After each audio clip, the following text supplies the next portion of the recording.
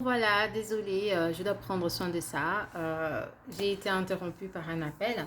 Donc, finalement, j'étais en train de dire que nous avons des désirs. Nous avons des désirs, mais ce n'est pas tout qu'il faut, ce sont pas tous nos plaisirs que nous devons assouvir, en fait.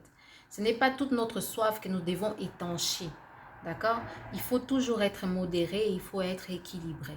Parce que cette personne qui est en face de toi, qui produit. Nous l'avons vécu au temps de confinement où on disait aux gens, allez-y un peu, mollo, mollo.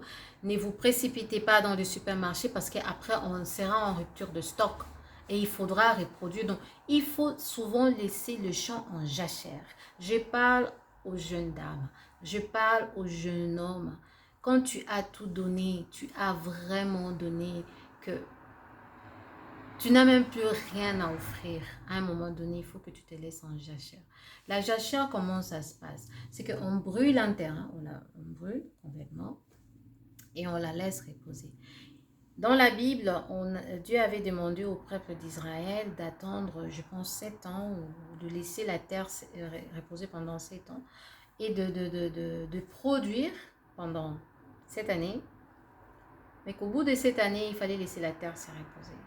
C'est ça, c'est une loi divine en fait. Et ça vaut pour tout. Ça vaut pour tout. Nos industries aujourd'hui produisent. Ils produisent, ils produisent.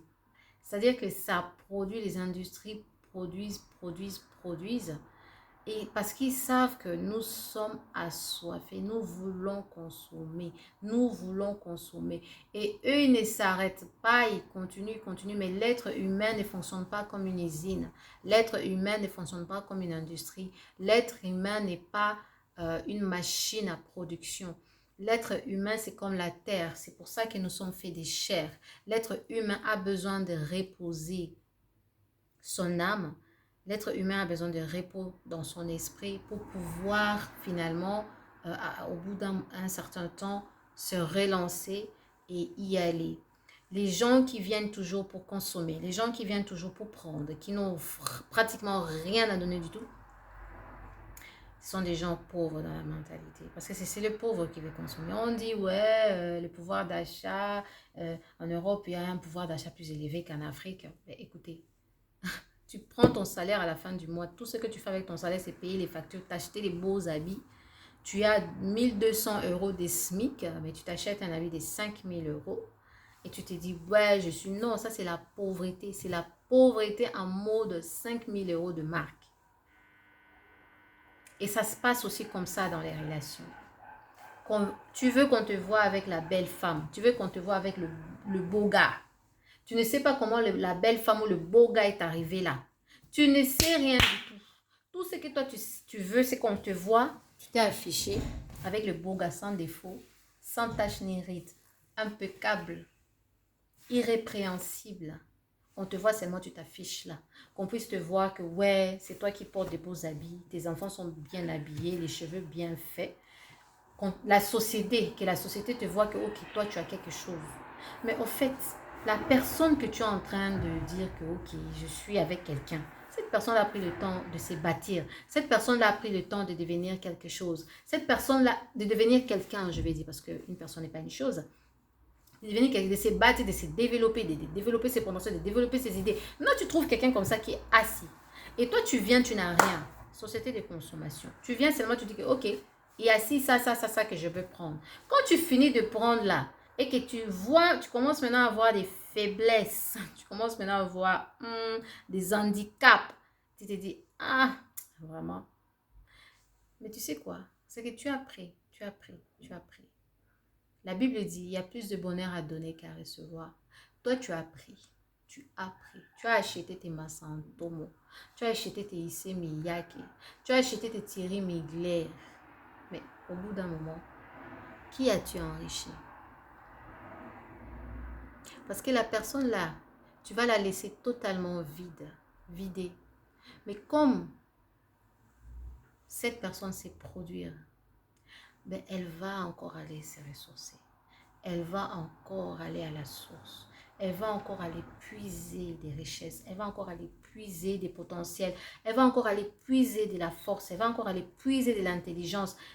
À cause de l'expérience que cette personne a vécue, elle va encore produire. Et toi, tu vas t'appauvrir. Pourquoi? Parce qu'avec ce que tu as pu prendre, tu ne sauras pas te développer. La loi dit qu'il y a plus de bonheur à donner qu'à recevoir. Toi, tu as reçu. Tu as reçu. Et tu as reçu. Et au bout d'un moment, moi, je mange des mangues. J'aime bien manger des mangues. Je peux manger des mangues tous les jours, mais je n'en produis pas. Ce qui fait assez que je suis toujours obligée de retourner au supermarché pour m'acheter des mangues. Je n'en produis pas. Je suis donc esclave. Et je suis pauvre en mangue. Tu as fini d'acheter tes Monsanto, tu as fini d'acheter tes Thierry Mugler, tu as fini d'acheter tes Issey Miyake. Tu retourneras encore chez Issey Miyake pour aller encore acheter. Parce que tu ne produis pas. C'est la production qui est la richesse. La consommation, le pouvoir d'achat, tous ces baratins-là, ce n'est pas une richesse. Ouais, une nation arrive à acheter plus qu'une autre. Ça prouve que cette nation-là est riche. C'est faux. C'est un leurre. C'est un leurre. Ce sont les gens qui produisent. Ce sont les gens qui produisent. Et ce qui est encore pire chez nous, les Africains, c'est que nous avons la matière première.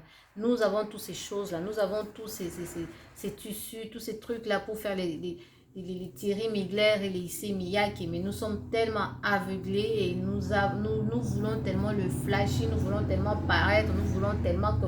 Il n'y a que l'Africain qui croit à la magie. Il y a deux lois qui régissent toutes choses. Il y a la loi de la sémaille.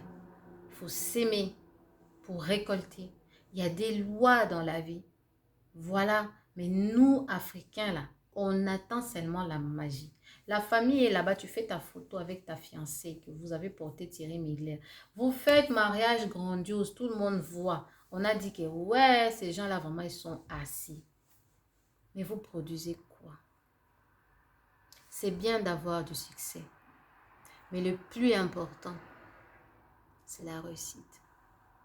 Voilà, je vous laisse avec cette parole pour ce soir. Je vous aime beaucoup. À bientôt.